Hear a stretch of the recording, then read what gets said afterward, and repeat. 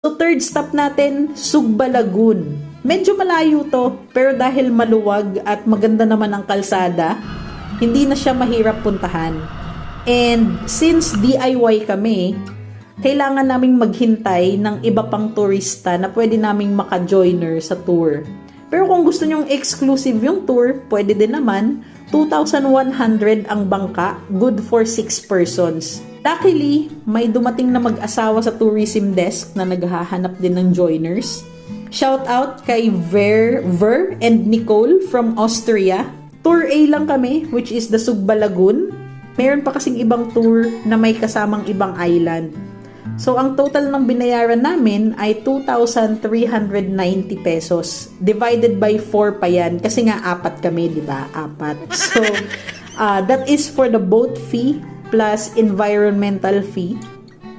Boat ride from port to lagoon is around 30 minutes. So, marami kang time para matulala at i-enjoy ang view.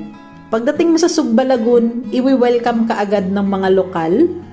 May mga tables na pwede mong pag-iwanan ng gamit, pero may rental fee na 100 pesos. If bet mo magkayak o paddleboard, ay meron ka ding pwedeng marentahan. And by the way, rules nila dito is bawal kang magdala ng plastic bottle. So, dapat yung lagayan mo ng tubig is reusable, like tumbler or huwag ka na lang magdala ng tubig. Yun. Kasi, syempre, para iwas basura doon sa lagoon. At dito nga sa Sugba Lagoon, dito na matatagpuan yung sikat na talunan. So, mga 30 minutes muna naming tinitigan at pinanood yung mga malalakas ang loob na tumatalon doon sa diving board.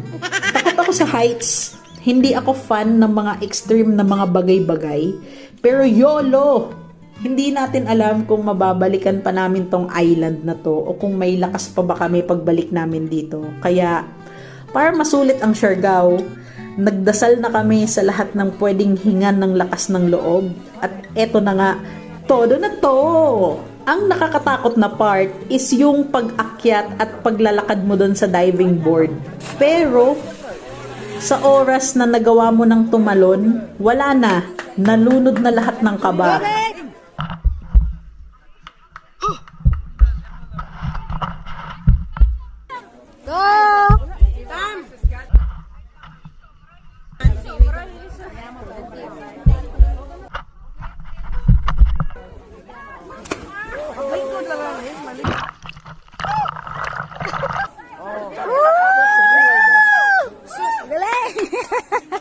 Masaya, pero hindi na kami uulit.